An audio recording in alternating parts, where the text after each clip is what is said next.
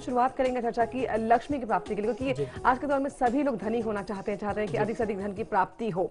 तो ऐसा भी कहा जाता है कि कुछ पौधे ऐसे हैं जिनको अगर अपने घरों में लगाए तो लक्ष्मी जो है वो आती है घर में। जी अवश्य, ये बहुत ही चमत्कारी प्रयोग माना जाता है हमारे शास्त्रों में।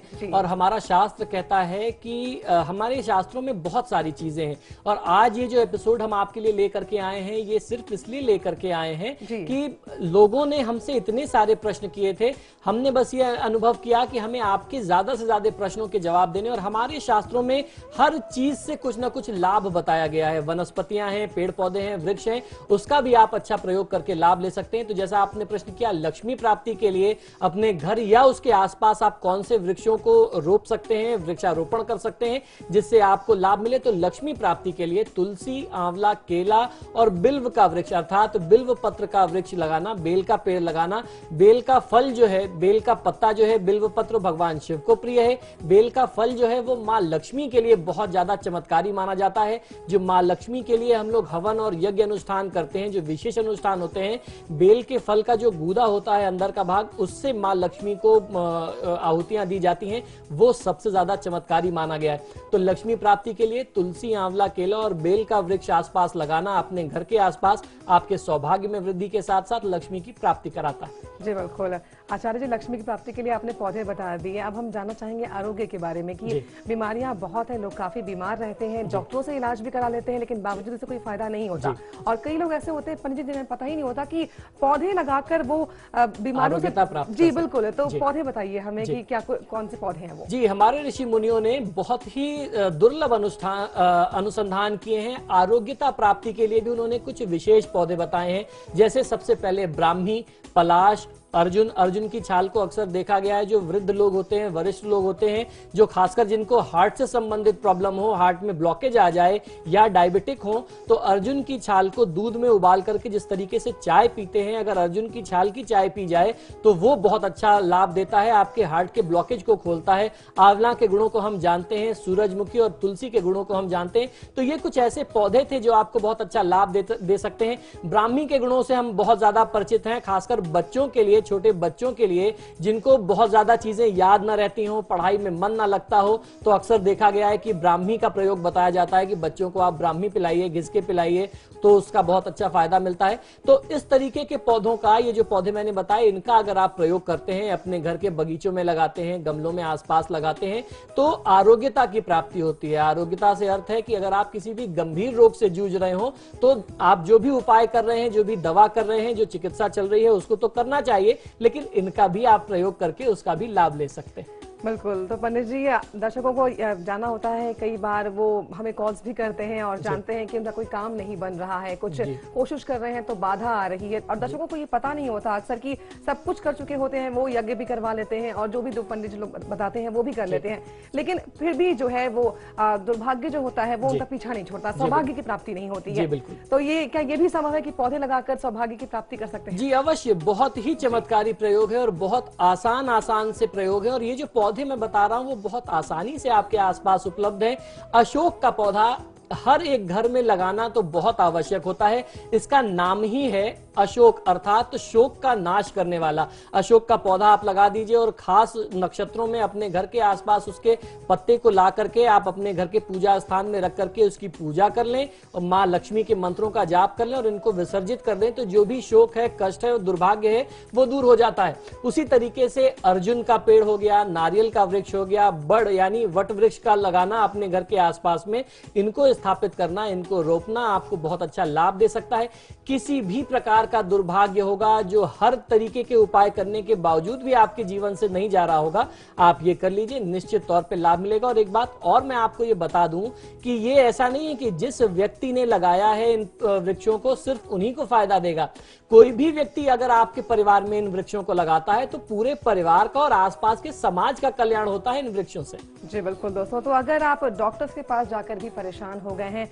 अगर आप संतान प्राप्ति के लिए दर-दर भटक रहे हैं लेकिन आपको संतान की प्राप्ति नहीं हो रही है, तो पंडित जी इसके लिए भी उपाय बताइए कि कौन से वृक्ष को रोपकर संतान की प्राप्ति हो सकती है। जी बिल्कुल, देखिए संतान प्राप्ति के लिए भी नक्षत्रों की बहुत बड़ी भूमिका होती है, कुंडली की बहुत बड़ी भूमिका होती है। जैसे हम लोग अक्सर बात करते हैं कि संतान प्राप्ति के लिए भगवान विष्णु या भगवान श्री कृष्ण की कृपा का प्राप्त हो पाना किसी भी जातक के लिए बहुत ज्यादा आवश्यक है। इसी क्रम में जब हम लोग वृक्षों की बात करते हैं तो सबसे पहला क्रम आता है पीपल का। पीपल का अगर आप साइंटिफिक रीजन देखें, शायद ये कारण रहा हो हमारे ऋषि मुनियों ने इसको धर्म से जोड़ा कि वो एक ऐसा एकमात्र पौधा है जो सबसे ज्यादा ऑक्सीजन यानी प्राणदायी ऊर्जा उत्सर्जित करता है। तो और उसी में भगवान विष्णु का स्वरूप माना जाता है। भगवान विष्णु का वास अगर किसी वृक्ष में माना गया है तो वो पीपल और केले में माना गया है। तो आप पीपल का वृक्ष लगा सकते हैं, और सिर्फ लगाने से आवश्यकता नहीं, उनको पालना चाहिए, उनको पोसना चाहिए और उनको जल देते रहना चाहिए, समय समय पर उनकी पूजा करते रहनी चाहिए। नीम का लगाना, बिल्व का पेड़ लगाना यानी बेल का पेड़ लगाना, नागकेशर, गुड़हल और अश्वगंधा, अगर आप इनमें से किसी भी वृक्ष को लगाते हैं या इन सब वृक्षों को लगाते हैं तो निश्चित ही आपको एक दिव्य संस्कार से युक्त उच्च संतान की प्राप्ति होती है। जी बिल्कुल पंडित जी, संतान की प्राप्ति के लिए तो आपने उपाय बता दी, लेकिन अगर संतान हो जाए और संतान की अगर हम बुद्धि की बात करें तो बुद्धि जैसे ना मेमोरी शार्प नहीं है, या कई बार होता है कि अगर स्टूडेंट्स होते हैं तो स्टूडेंट्स जो होते हैं वो पढ़ते तो बहुत ज्यादा है लेकिन परीक्षा में अंक अच्छे नहीं मिल पाते, तो कहीं ना कहीं इसके पीछे भी बुद्धि की बहुत बड़ी भूमिका होती है। तो इसके लिए भी उपाय है कि अगर संतान जो है उसकी बुद्धि अच्छी नहीं है, परीक्षा में अच्छे नंबर नहीं आ रहे हैं, तो उसके लिए भी वृक्ष रोप करके इलाज हो सकता है। जी बिल्कुल, मेधा प्राप्ति अर्थात बुद्धि की प्राप्ति, सद्बुद्धि की प्राप्ति अगर कहें तो वो ज्यादा उचित होगा। सद्बुद्धि प्राप्ति यानी मेधा प्राप्ति के लिए आपको जो मैं वृक्ष बताता हूं वो अगर आप लगाएंगे, और इन वृक्षों का निर्धारण आपके हमारे जो परिस्थितियां हैं उनको देख करके हमारे ऋषि मुनियों ने उनके तत्व को, उनके जो प्रभाव हैं उनको जान करके नक्षत्रों के अनुसार इसको स्थापित किया है। तो सबसे पहले शंखपुष्पी, जैसे अभी हम लोगों ने जाना कि और सारे वृक्षों की क्या भूमिका है। जब किसी बच्चे की याददाश्त कमजोर होती है, लिखी पढ़ी चीजें उससे याद नहीं रहती, पढ़ाई में परीक्षा में उसके नंबर्स अच्छे नहीं आते, तो सबसे पहले उसको शंखपुष्पी का, कोई भी आम व्यक्ति कहता है कि इसको शंखपुष्पी पिलाना शुरू करो, तो उसी तरीके से पुष्पी आप लगा सकते हैं। आक का पौधा अर्थात आंकड़े का पौधा जिसे कहते हैं वो बहुत ज्यादा लाभकारी होता है मेधा प्राप्ति के लिए, यानी बुद्धि में वृद्धि करता है। पलाश और ब्राह्मी एक बार फिर से आपकी बुद्धि को, आपके दिमाग को मजबूत करता है, आपकी याददाश्त को मजबूत करता है। और तुलसी लगाना, उनकी नियमित पूजा करते रहना, उनकी सेवा करते रहना आपको बहुत अच्छा लाभ देता है जी।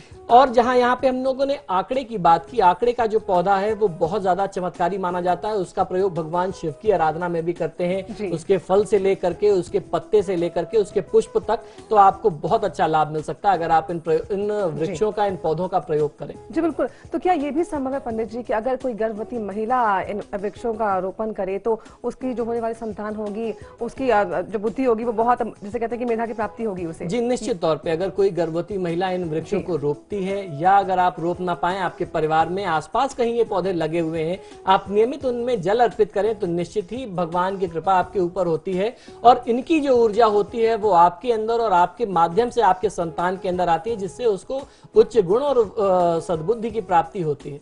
चलिए दोस्तों, तो ये सभी हमने आपको उपाय बताए हैं, लेकिन अगर आप इन सभी उपायों के लिए अगर परेशान नहीं है, अगर ये सब परेशानियां आपको नहीं है, लेकिन बावजूद इसके कहीं ना कहीं सुख नहीं मिल पा रहा, आपको सुख और शांति नहीं है परिवार में, तो पंडित जी उसके लिए बताएं कि कौन कौन से वृक्ष रोप कर सुख की प्राप्ति? जी बिल्कुल, सुख प्राप्ति के लिए हमारे शास्त्रों में नीम वृक्ष को लगाना, स्थापित करना, कदम्ब वृक्ष को स्थापित करना, और उसके अलावा जो बड़े घने छायादार वृक्ष हैं जिसमें पीपल आता है, बरगद आता है, अगर आप इनको लगाएं तो ऐसा मानते हैं कि सुख की प्राप्ति होती है, सौख्य और सौभाग्य की प्राप्ति होती है। तो ये कुछ ऐसे प्रमुख वृक्ष हैं जिनको आप जब भी अपने घर में लॉन बना रहे हैं, आपने गार्डन बना रखा है, या आप वृक्षारोपण की योजना बना रहे हैं, तो इन वृक्षों को आप अवश्य रोपें।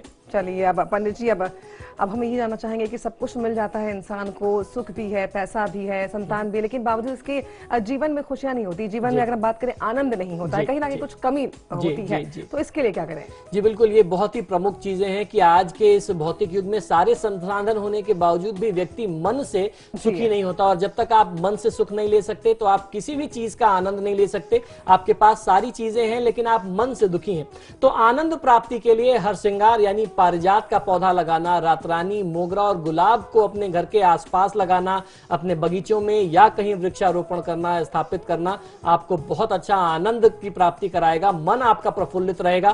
फिर से बता देता हूं, हर श्रृंगार यानी जिसे पारिजात कहते हैं, रात रानी, मोगरा और गुलाब, इन पौधों को लगाने से आनंद की प्राप्ति होती है, ऐसा हमारे शास्त्रों का मत है। बिल्कुल दोस्तों, तो हमने आपको अभी बताया कि कौन कौन से पौधे लगाकर आप सुख समृद्धि की प्राप्ति कर सकते हैं, लेकिन महा एपिसोड में अभी बहुत कुछ बाकी है दोस्तों। आगे हम आपको बताएंगे कि कौन कौन से मंत्रों का उच्चारण करके आप अपने सभी दुखों को दूर कर सकते हैं। रुक रहे हैं एक छोटे से ब्रेक के लिए, हम फौरन हाजिर होंगे, कहीं मत जाइएगा।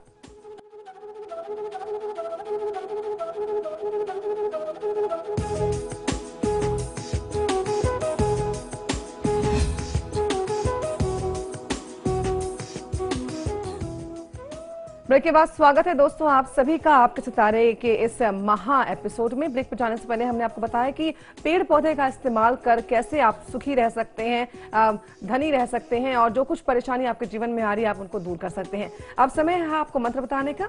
अब हम बात करेंगे रामचरितमानस के कुछ ऐसे मंत्रों की जिनसे पूरी होंगी आप सभी की मनोकामनाएं। तो चलिए पंडित जी के साथ चर्चा को आगे बढ़ाते हैं। पंडित जी, सबसे पहले शुरुआत करना चाहेंगे हम कृपा से। प्रभु की कृपा पाने के लिए कौन सा मंत्र आप बताना चाहेंगे? जी देखिए, हम लोग जो भी कोई भी व्यक्ति पूजा पाठ करता है उसकी सबसे पहली आकांक्षा ये होती है कि मेरी पूजा से प्रभु प्रसन्न हो जाएं। और हमारे यहाँ जो रामचरितमानस जैसा दिव्य हम लोगों को ये ग्रंथ मिला है, उसकी एक एक चौपाई अपने आप में स्वयं सिद्ध है और रामबाण का काम करती है। तो उन आवश्यकता है उन चौपाइयों को जानने की और उनके प्रयोग को समझने की कि आप कैसे कर सकते हैं। जो चौपाई अब मैं आपको बता रहा हूं, यह आपको भगवान श्री राम की कृपा दिलाएगी, दैवी कृपा दिलाएगी। इस चौपाई को आप समझ लें, सुन लें और उसको लिख लें, और इसके मैं प्रयोग भी आपको बताऊंगा कि आप उसका किस तरीके से प्रयोग करें तो आपको लाभ मिले। ये चौपाई है, मुख होई वाचाल, पंगु चढ़ई गिरवर गहन, जासु कृपा सो दयाल, द्रवहु सकल कलिमल दहन। इस चौपाई का जाप जो है आपको प्रभु श्री राम की पूजा करके गुरुवार के दिन से कमल गट्टे की माला पर 21 दिन प्रातः और सायं दोनों समय आपको करना है। प्रातः काल भी करना है और शाम के समय में भी करना है। अगर आप इस तरीके से इसको नित्य करते हैं, एक सुबह भी 108 बार करते हैं, शाम को भी 108 बार करते हैं, 21 दिन तक करते हैं, तो आपको प्रभु श्री राम की कृपा मिलती है। और उसके साथ साथ उनकी कृपा जिसे मिल जाए, जिसे भगवान श्री राम की कृपा मिल जाए, तो किसी भी प्रकार का दुर्भाग्य आपको या आपके परिवार को छू नहीं सकता। समस्त दुर्भाग्य का अंत वहीं हो जाता है। चलिए पंडित जी, अब ये हम जानना चाहेंगे कि राम जी की जो अनुकंपा है उसे पाने के लिए कौन से मंत्र का जाप करें? जी बिल्कुल, देखिए अभी जो मैंने आपको मंत्र बताया वो मंत्र भी प्रभु कृपा पाने का था, और ये मंत्र भी भगवान श्री राम की कृपा को प्राप्त करने का मंत्र है। आज ये प्रयोग, ये जो हम लोग एपिसोड आपके लिए महा एपिसोड लेकर के आए हैं, इनमें जो प्रश्न या जो उपाय मैं आपको बता रहा हूं, ये वही प्रश्न हैं जो हमसे बार बार पूछे गए हैं हमारे दर्शकों द्वारा, टेलीफोन के माध्यम से या जो मुझे ईमेल्स प्राप्त हुए। तो उनमें से ही मैंने आपको कुछ उपाय देने की, उपाय उपलब्ध कराने का प्रयास किया है। ये चौपाई इस प्रकार है, बंदौ राम नाम रघुबर को, हेतु कृसानु भानु हिमकर को। इस चौपाई का जाप करने से आपको भगवान श्री राम की कृपा मिलती है। ये बहुत ही दिव्य चौपाई है। रविवार के दिन से रुद्राक्ष की माला पर 1000 बार प्रतिदिन 40 दिन तक इस मंत्र का जाप करना चाहिए। जो भक्त निष्काम है, जिनके मन में कोई भी ऐसी डिमांड नहीं है, भावना से प्रभु से कोई इच्छा नहीं है, जो बस ये चाहते हैं कि मुझे भगवान श्री राम की कृपा मिले और मेरे लिए सब कुछ पर्याप्त है, तो उनको निश्चित ही 40 दिन के अंदर भगवान श्री राम की कृपा मिलती ही है। ये मंत्र अमोघ मंत्र है। अमोघ का मतलब कि जिसको कोई काट नहीं सकता, इसके अलावा इससे बड़ा और कोई चमत्कार नहीं। बिल्कुल, तो राम जी की बात की पंडित जी हमने, लेकिन ऐसा हमेशा कहते हैं कि दुनिया चले ना श्री राम के बिना, राम जी चले ना हनुमान के बिना। तो हनुमान जी की कृपा पाने के लिए कौन सा मंत्र है? जी बिल्कुल, जब हम लोग राम की बात करते हैं, भगवान श्री राम की बात आती है, तो राम भक्त हनुमान की भी बात आएगी। और कलयुग के देवताएं हनुमान, आपके ग्रहों की कितनी भी विषम परिस्थिति हो, यदि आप भगवान श्री हनुमान के शरण में चले जाते हैं, जो स्वयं महाकाल का अवतार है, द्वादश अवतार है, तो निश्चित ही आपके सारे दुख और दारिद्र्य, सारे कष्ट दूर हो जाते हैं।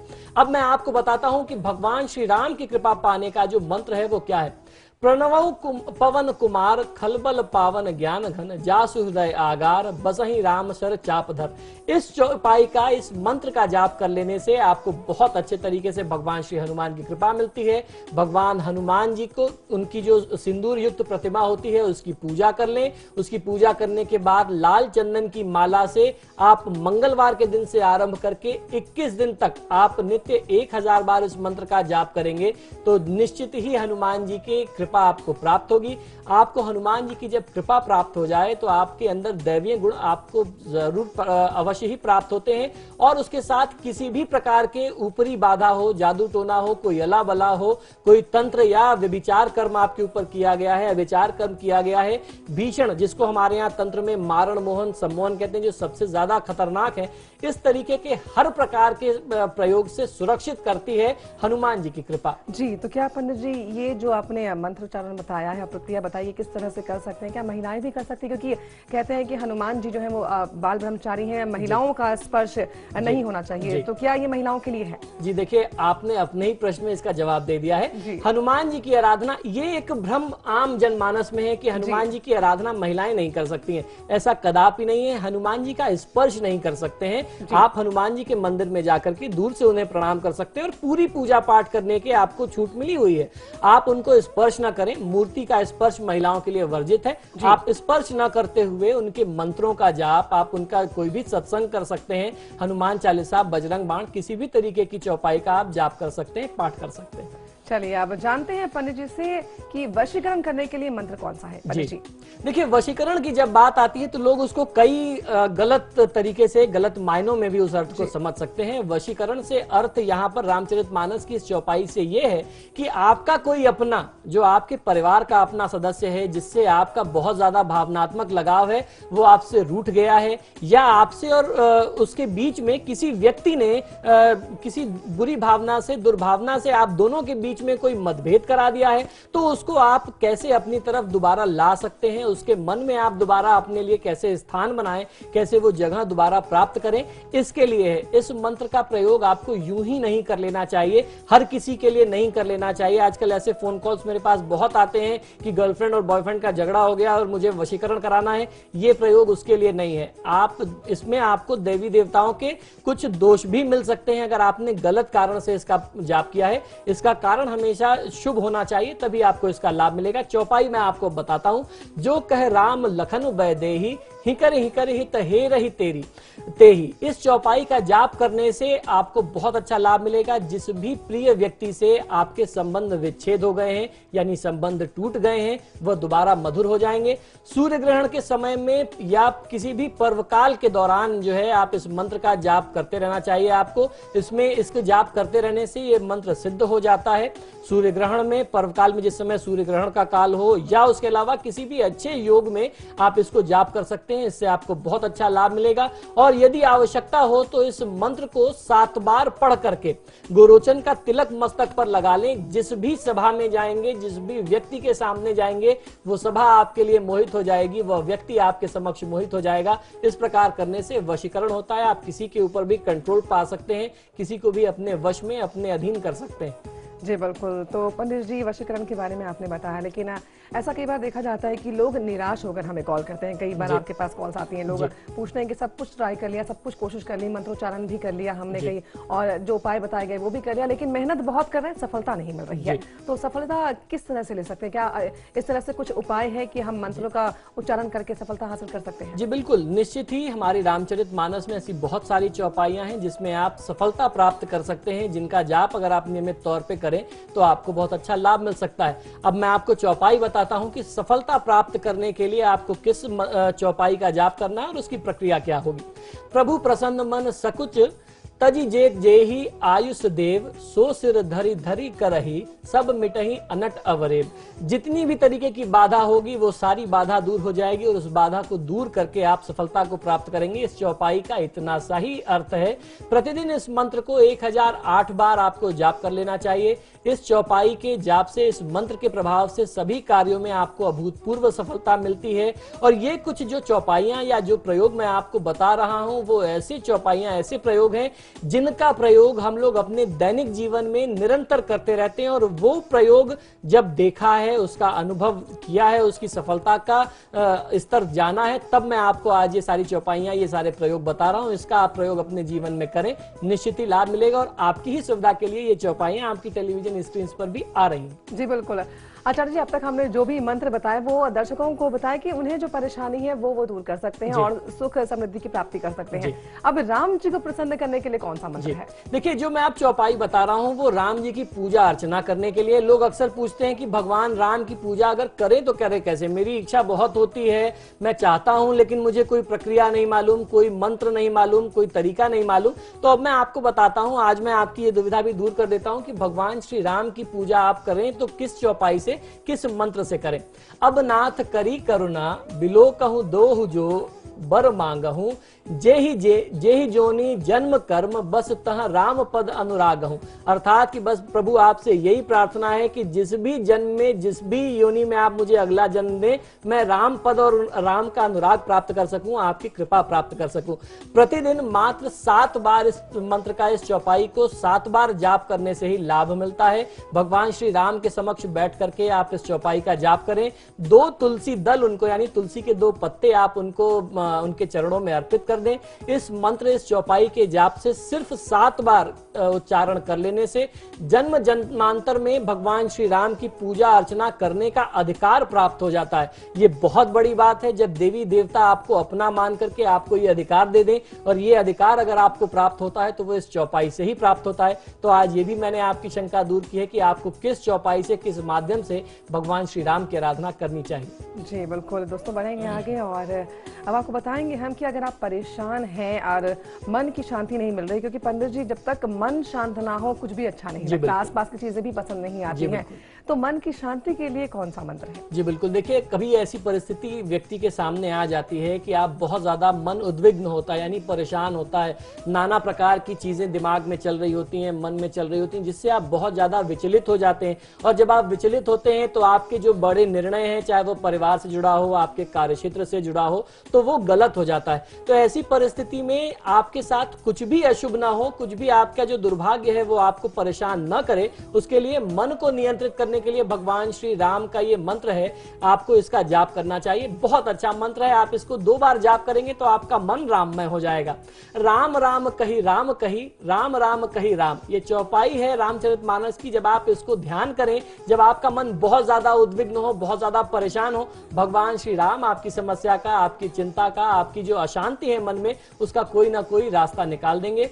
जिस आसन में सुगमता से बैठ सकते हो आप उसमें बैठ जाएं, बैठ करके ध्यान में भगवान श्री राम को केंद्रित करें, मन भगवान श्री राम में लगाएं, यथाशक्ति और अधिक से अधिक इस चौपाई का, इस मंत्र का जाप करें। इस प्रयोग को 21 दिन तक करते रहेंगे तो मन की जो शांति है वो आपको प्राप्त होती है, हर प्रकार की अशांति और जो निराशा है वो आपसे दूर हो जाती है। बिल्कुल दोस्तों, तो हमने आपको मंत्र बताए, आगे भी आपको मंत्र बताएंगे और आपको बताएंगे कि अगर जाने अनजाने में आपसे पाप हो गया है तो उस पाप के क्षय के लिए आप कौन से मंत्र का जाप करें।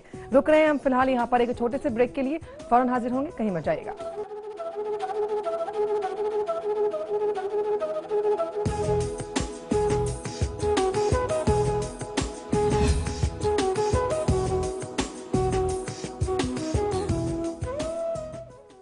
ब्रेक के बाद स्वागत है दोस्तों आप सभी का आपके सितारे के इस महा एपिसोड में। आज हम आपको बता रहे हैं कि आप किस मंत्र का उच्चारण करके अपने दुखों को दूर कर सकते हैं, परेशानियों का हल ढूंढ सकते हैं। दोस्तों, अगर जाने अनजाने में आपसे पाप हो गया है और आप परेशान हैं कि किस तरह से पापों के क्षय के लिए आप परेशान हो रहे हैं, तो अब आपको परेशान होने की जरूरत है, क्योंकि पंडित जी बताएंगे कि किस तरह से मंत्रों का उच्चारण करके हम जो है अपने पापों से मुक्ति पा सकते हैं। जी बिल्कुल, बहुत ही चमत्कारी चौपाई है और बहुत आसान, बहुत सरल सी ये चौपाई है।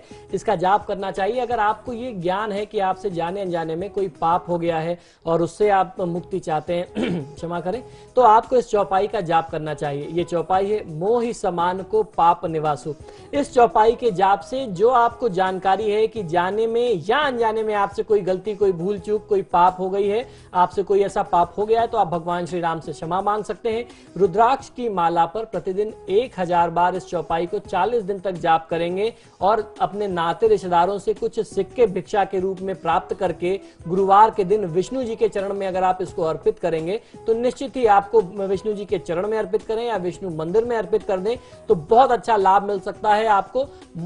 इस बताई हुई चौपाई से समस्त पाप का क्षय हो जाता है, ऐसा मानते हैं। भगवान श्री विष्णु और भगवान श्री राम की कृपा आपको प्राप्त होती है। चलिए दोस्तों, आप जानते हैं पंडित जी से कि अगर आप श्री राम को प्रसन्न करना चाहते हैं तो कौन से मंत्र का जाप करें। जी बिल्कुल, जो चौपाई मैं आपको बता रहा हूं, ये आप भगवान श्री राम को प्रसन्न करने के लिए इस चौपाई का जाप कर सकते हैं। अर्थ न धर्म न काम रुचि, गति न चाहो निर्वाण, जन्म जन्म रति राम पद, यह वरदान न आन। इस चौपाई का अगर आप जाप करें तो जन्म जन्मांतर में भगवान श्री राम की कृपा आपको मिलती है और भगवान श्री राम आपसे प्रसन्न होते हैं। इस मंत्र को यथाशक्ति अधिक से अधिक की संख्या में जाप करना चाहिए। 40 दिन तक यदि आप नियमित संख्या में जाप करते हैं, जो आपने संख्या पहले दिन निर्धारित की थी, उसी क्रम को 40 दिन तक रखिए। प्रभु श्री राम की प्रतिमा के सम्मुख बैठ करके आपको इस चौपाई का जाप करना चाहिए। यदि आप संख्या निर्धारित करने में परेशान हो रहे हैं तो कम से कम 7 बार इस चौपाई का, इस दिव्य मंत्र का जाप करें। जन्म जन्मांतर तक आपको भगवान श्री राम और मां सीता की कृपा मिलती रहेगी। पूजा स्मरण आप करते रहेंगे, प्रभु श्री राम आपसे प्रसन्न रहेंगे। जी, तो दोस्तों अगर पंडित जी, अगर हमारे दर्शक जो हैं वो संकट में फंस गए हैं, कोई परेशानी आ गई या निकल नहीं पा रहे हैं, तो उसके लिए वो कौन से मंत्र का जाप करें? जी देखिए, संकट नाश के लिए ये चौपाई सबसे ज्यादा प्रयोग की जाती है। मुझे ऐसा लगता है कि आम जनमानस में अगर रामचरितमानस की कुछ चौपाइयां प्रचलित हैं तो सबसे ज्यादा यही चौपाई है जो हर व्यक्ति जानता है और कभी न कभी अपने समय में इसका प्रयोग आपने अवश्य किया होगा।